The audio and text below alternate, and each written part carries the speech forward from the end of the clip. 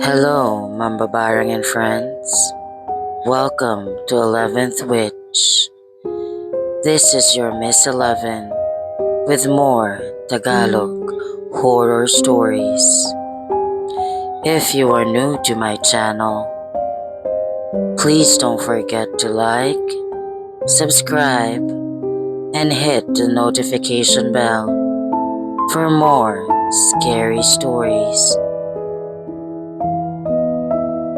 Biyahe ni Tatay, Episode 8. Magandang araw po, Miss 11. Itago niyo na lang po ako sa pangalan na Carlo.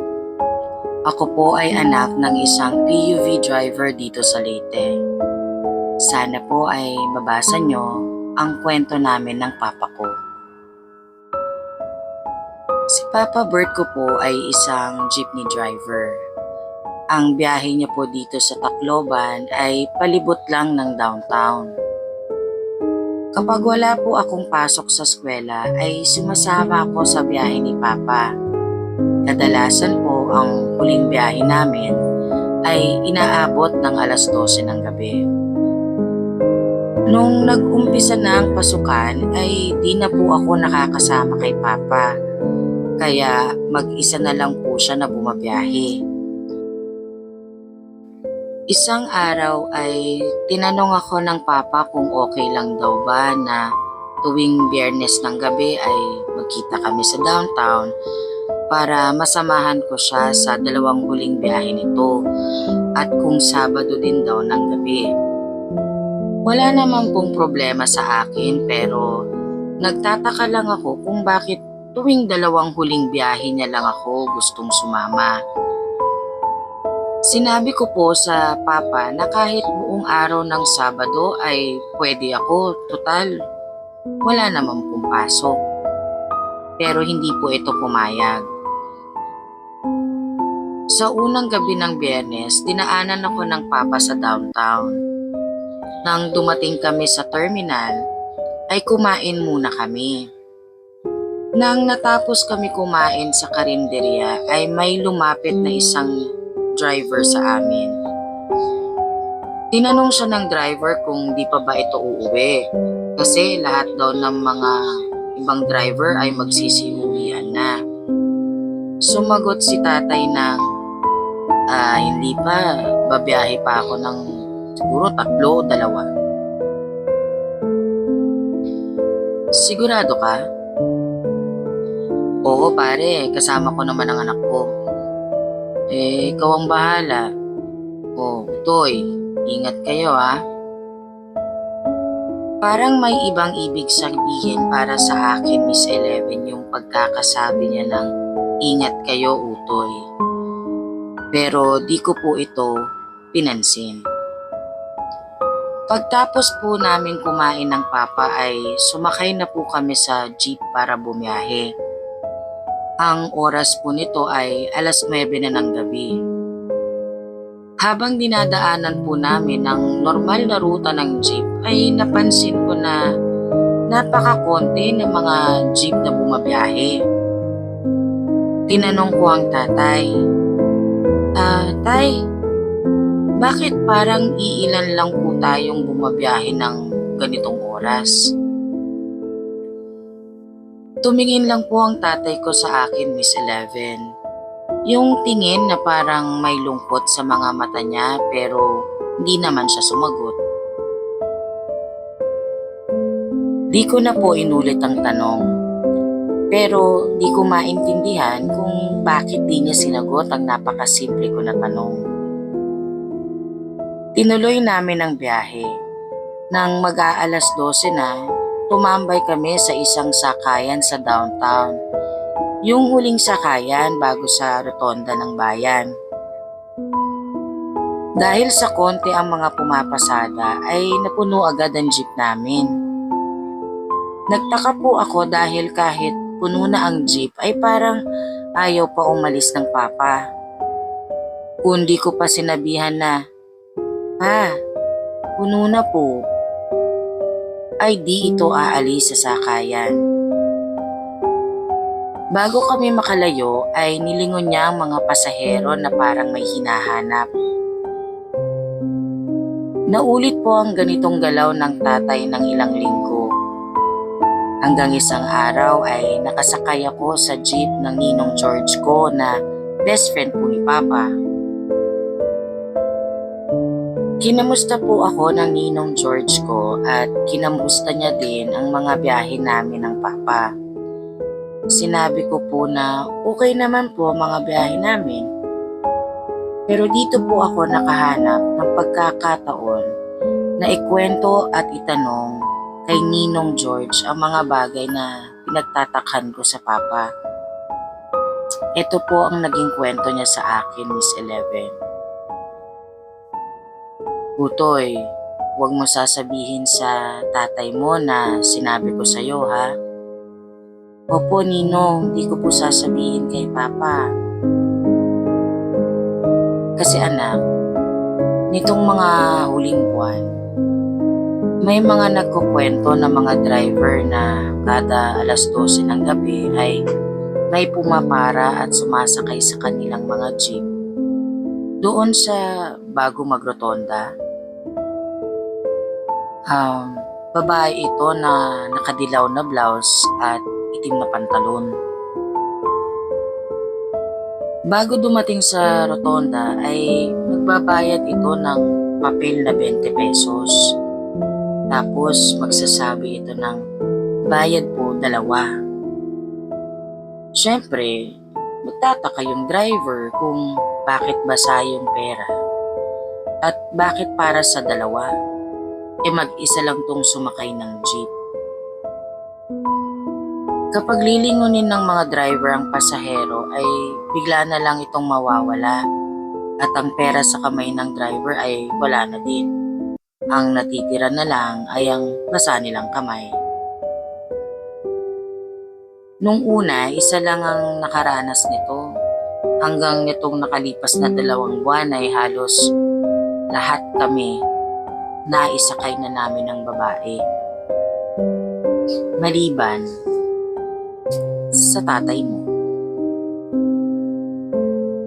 Sa tingin ko, kaya siya bumabiyahe kahit gabi ay gusto niyang maisakay yung babae kasi siya na lang ang di pa nakakakita sa kanya. Sa pagtapos ng kwento ng ninong ay naguguluhan pa din ako at medyo kinikilabutan.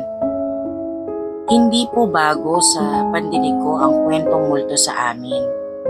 Pero bakit gusto ng tatay ko na makita yung multo?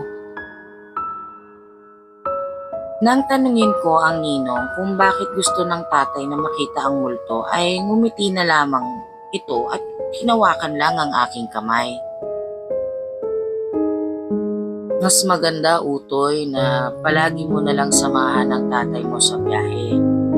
Baka sakaling pareho niyong makuha ang sagot. Bumaba na po ako ng jeep pagkatapos ng usapan namin, Miss Eleven, na sakto naman sa lugar na pagkakakitaan namin ng Papa. Di nagtagal ay dumating na din siya. Sumakay ako sa jeep na iniisip pa din ang kwento ng ninong. Kumain ulit kami, tsaka bumiyahe. Mabilis lumipas ang gabi na yon. Di ko na malaya ng oras, alas 12 na pala. At sakto ay nasa huling sakayan kami bago magrotonda. Nakakapagtaka ang alas 12 yon, Miss Eleven. Saktong pagtigil ng jeep namin ni Papa ay parang biglang naubos ang mga tao sa kalye. Tapos di nagtagal ay biglang bumuhos ang malakas na ulan. Naghintay kami ng pasahero pero parang walang sasakay. Siguro mga 10 minuto din kami na malagi ng tatay sa huling sakayan. Pero wala pa ding sumakay. Dahil sa medyo nainip ako ay naglaro muna ako ng game sa aking cellphone. Pero maya-maya pa ay nararamdaman ko na parang may mga sumasakay na sa jeep at bumibigat na ito. Di ko na po nilingon ng likod kasi medyo napahilig ako sa paglalaro. Pinaandar na po ni Papa ang jeep. Nung lingunin ko ang tatay ay nakangiti ito pero umiiyak. Nakatingin ito sa kanyang rearview mirror. Alam niyo po yung itsura ng napapaiyak dahil sa tuwa? Ganun po ang itsura niya. Bago ko pa man matanong kung bakit siya umiiyak ay may nagsalita ng, "Bayad, 2, rotonda anak." Nang abutin ko ang bayad ay nagulat ako sa lamig na dumampi sa aking kamay. Pagtingin ko po ay isang 20 pesos na basa ang kanyang inabot. Nilingon ko ang boses ng babaeng pasahero, Miss 11. At dito ko nakita kung sino ang inaabangan ni Papa gabi-gabi. Kilala ko ang babae. Si Mama. Si Mama ang hinihintay ni Papa ko na sumakay sa aming jeep. Miss 11, ang nanay ko po ay isa sa mga naging biktima ng bagyong Yolanda. Di po nasundo ng Papa ko si Mama, kaya inabutan ng pagtaas at pagragasa ng tubig. Nung araw na iyon ay dapat susunduin ni Papa ko si Mama sa huling sakayan bago magrotonda. Nakadilaw na blouse at itim na pantalon si Mama nung araw na yon. Pero dahil nga nagalit ang Papa kay Mama, kaya di ito nagmamadali na sunduin siya. Tumawag noon si Mama para sabihin na kukulangin ang pamasahe niya sa jeep pauwi dahil 20 na lang ang natira niyang pera, kaya siya magpapasundo. Yun ang dahilan kung bakit nagalit si Papa. "Bakit ka kasi hindi nagtabi ng pamasahe pauwi?" Sumagot naman po si Mama sa telepono. Sabi po ni Mama, kasi tong si Ining, nagpabili pa ng laruan." Si Ining. Habang inaalala ko ang nangyari nung araw na yun, tsaka ko lang naisip si Ining. Kasama ni Mama si Ining. Pagpasok po ng pangalan ng kapatid ko sa aking isip, ay tsaka naman may humawak sa aking braso at nagsabing,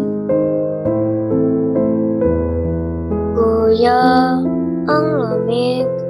Uwi na tayo." like, and subscribe. Are you afraid of the dark, my dear?